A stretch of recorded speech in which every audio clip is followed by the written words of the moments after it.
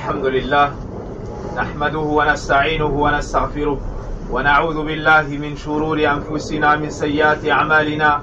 من يهده الله فلا مضل له ومن يضلل فلا هادي له، وأشهد أن لا إله إلا الله وحده لا شريك له، وأشهد أن محمدا عبده ورسوله. يا أيها الذين آمنوا اتقوا الله حق تقاته ولا تموتن إلا وأنتم مسلمون. يا أيها الناس اتقوا ربكم الذي خلقكم من نفس واحدة وخلق منها زوجها وبث منهما رجالا كثيرا ونساء، واتقوا الله الذي تساءلون به والأرحام إن الله كان عليكم رقيبا. يا أيها الذين آمنوا اتقوا الله وقولوا قولا سديدا يصلح لكم أعمالكم ويغفر لكم ذنوبكم، ومن يطع الله ورسوله فقد فاز فوزا عظيما.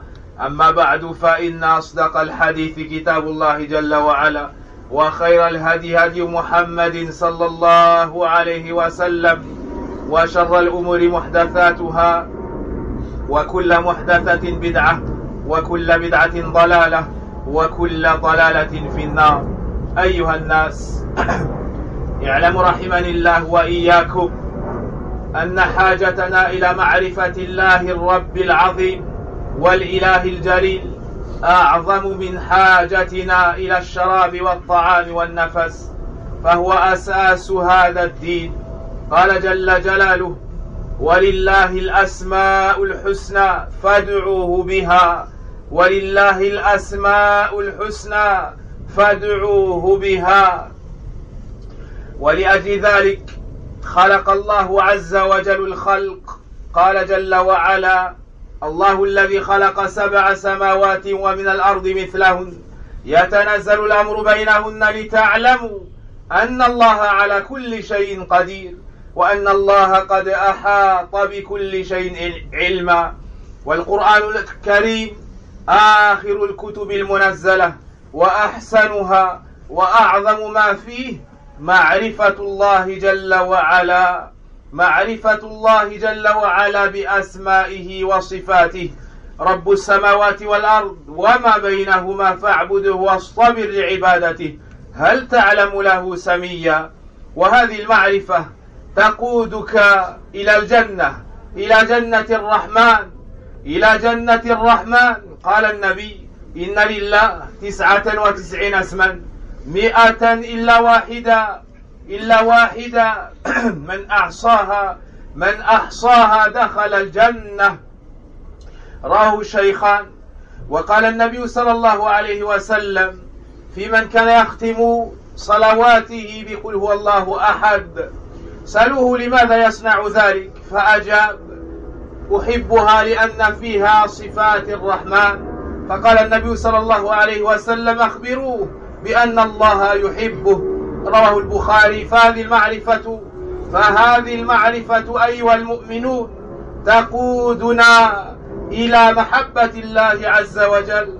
يقول العلامة ابن القيم رحمه الله تعالى: فإن حياة الإنسان بحياة قلبه وروحه، ولا حياة للقلب إلا بمعرفة فاطره، محبته وعبادة وحده.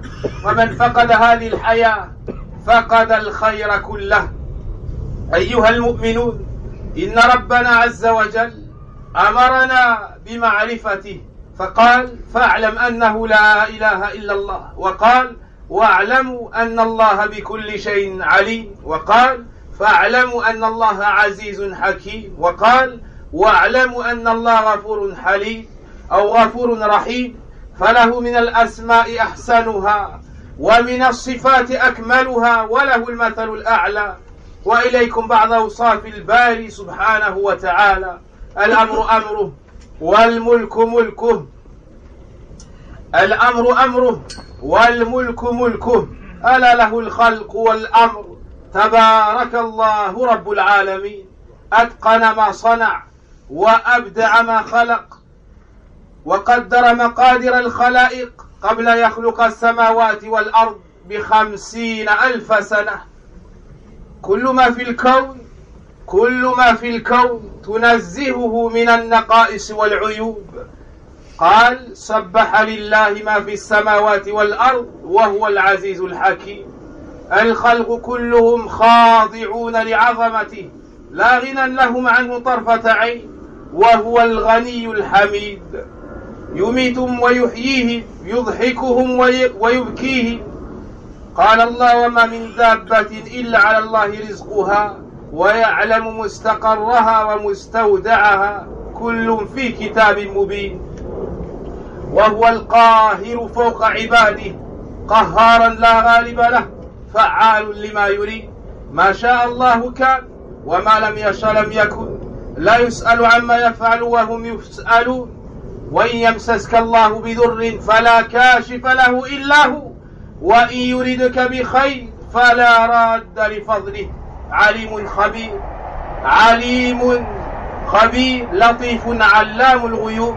عليم بذات الصدور وما تسقط من ورقة إلا يعلمها سبحانه وتعالى. رزاق جواد كريم يسأل من في السماوات والأرض كل يوم هو في شأن. يفرج كربا ويشفي مريضا ويهدي ضالا ويهب مولودا ويغني فقيرا ويعز ذليلا ضعيفا ويذل طاغيا. يسمع كل شيء ويبصر كل شيء. السر عنده علانية. قال الله وتوكل على العزيز الرحيم الذي يراك حين تقوم وتقلبك في الساجدين. وقال لم تعلم أن الله يرى دبيب النملة السوداء على الصخرة السماء في الليلة الظلماء. واسع الفضل والعطاء. وقال ربكم ادعوني أستجب لكم. عال على الخلق مستو على عرشه إليه يصعد الكلم الطيب والعامل الصالح يرفعه. وهو القاهر فوق عباده. الرحمن على العرش استوى. ينزل إلى سماء الدنيا في كل ليلة في ثلث الليل الآخر من الليل أو في ثلث الآخر من الليل فيقول من يسألني فأعطيه، من يسألني فأعطيه. يرزق النملة في الثرى والطير في الهوى والحوت في الماء. خزائنه ملأى يرزق ورزقه لا ينفد. قال النبي صلى الله عليه وسلم يد الله ملأى لا يغيضها أي لا ينقصها نفقة. سحاء الليل والنهار أرأيتم ما أنفق منذ خلق السماء والأرض فإنه لم يغض ما في يده وكان عرشه على الماء. ومن صفات ربنا سبحانه وتعالى الكلام. يتكلم متى شاء بحرف وصوت. وكلم الله موسى والقرآن أحسن كلام. قال الله وإن أحد من المشركين استجارك فأجره حتى يسمع كلام الله. فالقرآن الكريم كلام ربنا سبحانه وتعالى ولا يدرك كنهه الواصفون. فهو كما أثنى على نفسه سبحانه وتعالى. أعوذ بالله من الشيطان الرجيم. بسم الله الرحمن الرحيم. قل هو الله أحد الله الصمد لم يلد ولم يولد ولم يكن له كفوا أحد والحمد لله.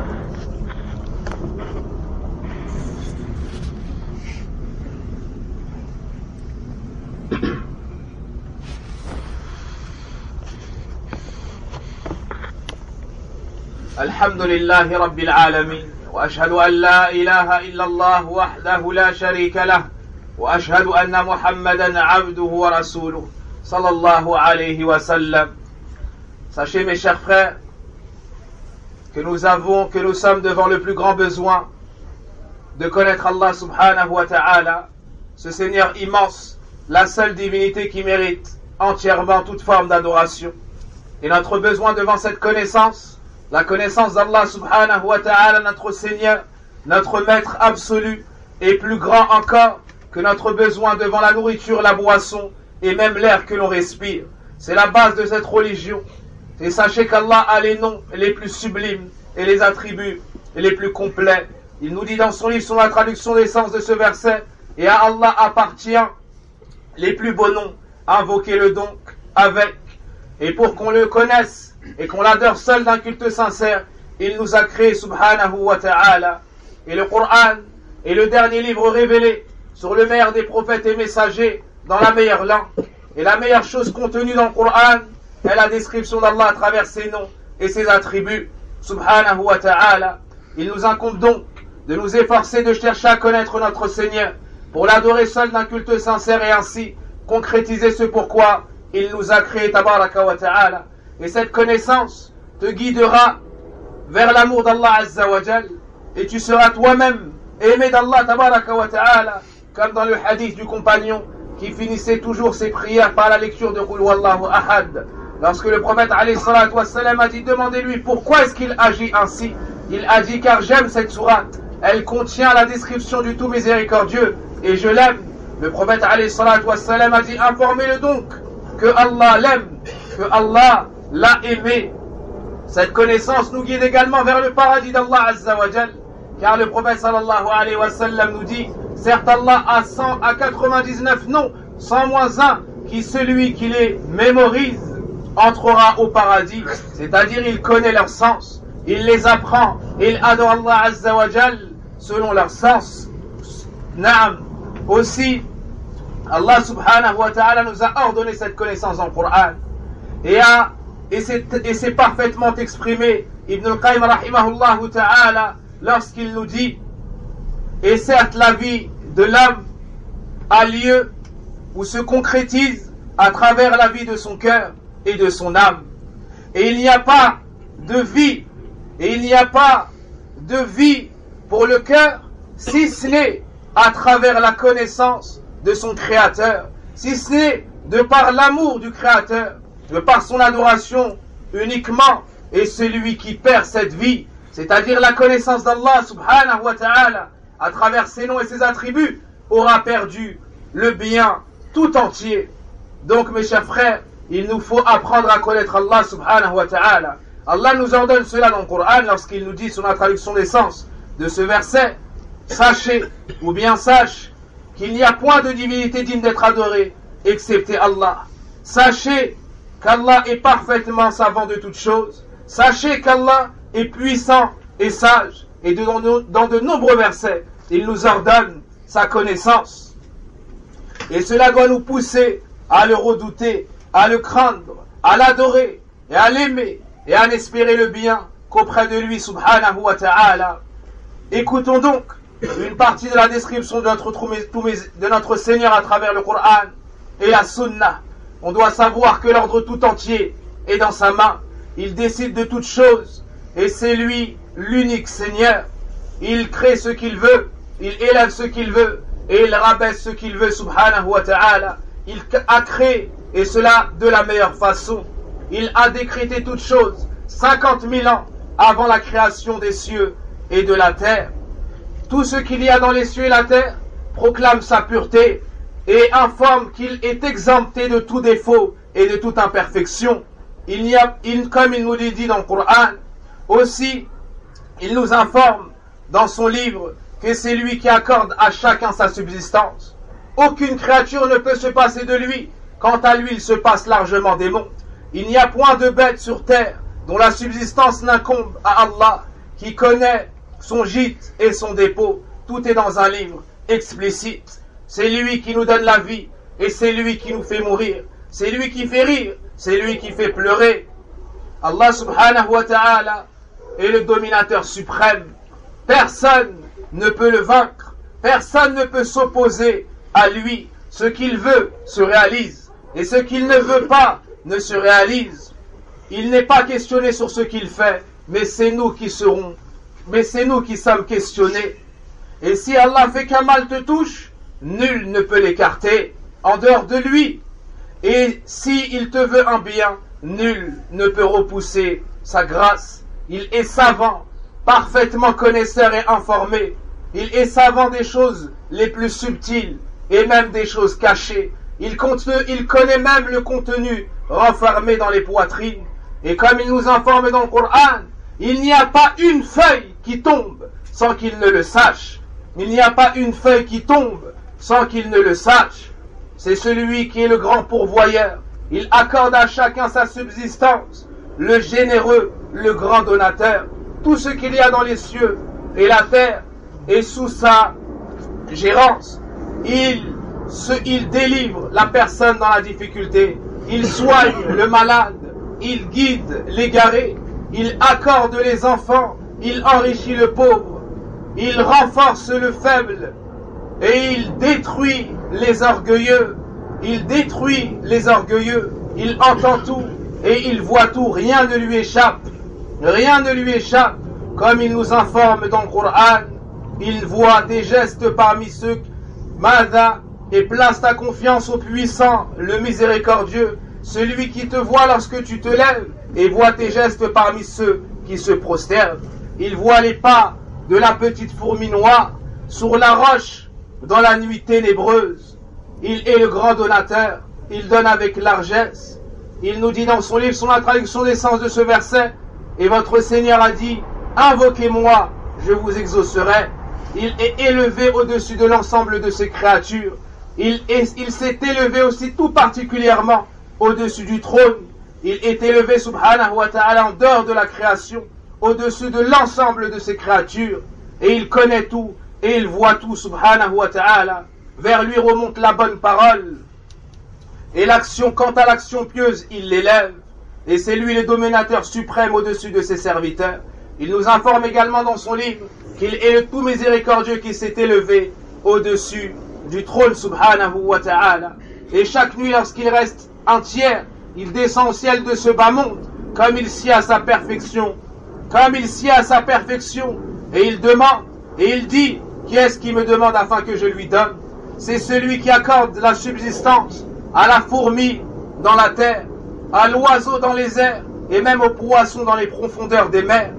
Ses trésors sont remplis, et rien ne serait diminué ce qu'il nous donne, subhanahu, et rien ne serait diminué de ses richesses ce qu'il possède lorsqu'il nous donne. Le prophète sallallahu alayhi wa sallam dit, la main d'Allah est pleine, aucune dépense ne réduit ce qui s'y trouve. Il dépense le jour et la nuit. Avez-vous vu tout ce qu'il a dépensé depuis qu'il a créé les cieux et la terre? Eh bien certes, cela n'en a rien réduit, cela n'a en rien réduit ce qui se trouve dans sa main. Voici une partie de la description du tout miséricordieux, subhanahu wa ta'ala. Et parmi les grands attributs d'Allah azza wa jal, al-kalam, le fait qu'il parle, subhanahu wa ta'ala. Il a parlé à Moussa de vive voix, et le Coran fait partie de sa parole et c'est la meilleure. Et le Coran fait partie de sa parole et c'est la meilleure. Et le prophète alayhi salatu wassalam nous dit dans un hadith, إذا تكلم الله بالوحي, lorsqu'Allah parle de par la révélation, les gens des cieux entendent cela tels des chaînes qui tapent sur une roche, alors ils tombent. Puis Jibril leur vient et à ce moment-là seulement ils sortent de leur effroi. Et à ce moment-là seulement ils sortent de leur effroi et ils disent, oh Jibril, qu'a donc dit notre Seigneur? Et Jibril répond, al-haq, la vérité. Et à eux de dire, al-haq, la vérité, la vérité. Les anges redoutent Allah azza wa jal, et toute personne qui connaît Allah a peur de lui et le redoute. Allah subhanahu wa ta'ala nous dit, takadu samawat yatafattarna min wa tanshaqqu al-ard wa takhirru al-jibalu hadda an da'u lir-rahmani walada. Peu s'en faut que les cieux ne s'entr'ouvrent des mots, que la terre se fende et que les montagnes ne s'écroulent. Al-Dhahhak nous dit dans le tafsir de ce verset, c'est-à-dire min azamatillah, il s'en faut de peu pour que les cieux s'entr'ouvrent, c'est-à-dire de par la peur que les cieux ont d'Allah azza wa jal. Les cieux redoutent Allah azza wa jal. Et le prophète alayhi salatu wassalam, pour finir, accordait énormément d'importance à ce sujet. Et il enseignait aux compagnons ce sujet, la connaissance d'Allah subhanahu wa ta'ala.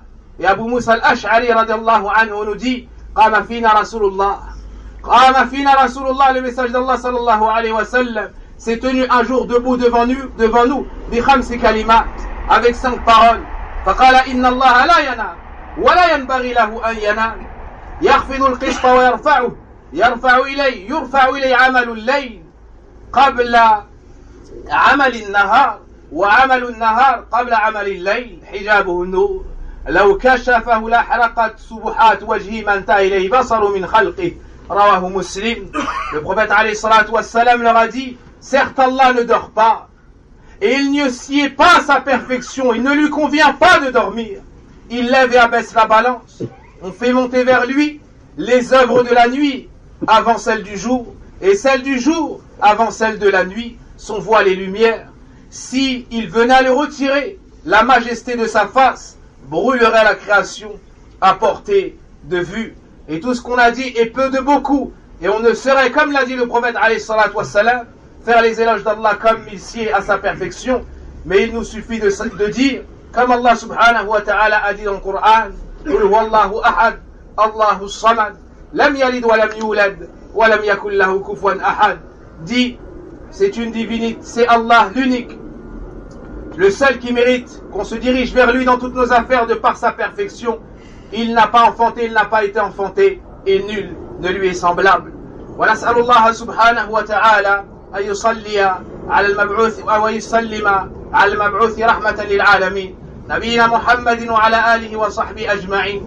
اللهم يا حي يا قيوم برحمتك نستغيث أصلح شأننا كله ولا تكلنا إلى أنفسنا طرفة عين. ربنا آتنا في الدنيا حسنة وفي الآخرة حسنة وقنا عذاب النار.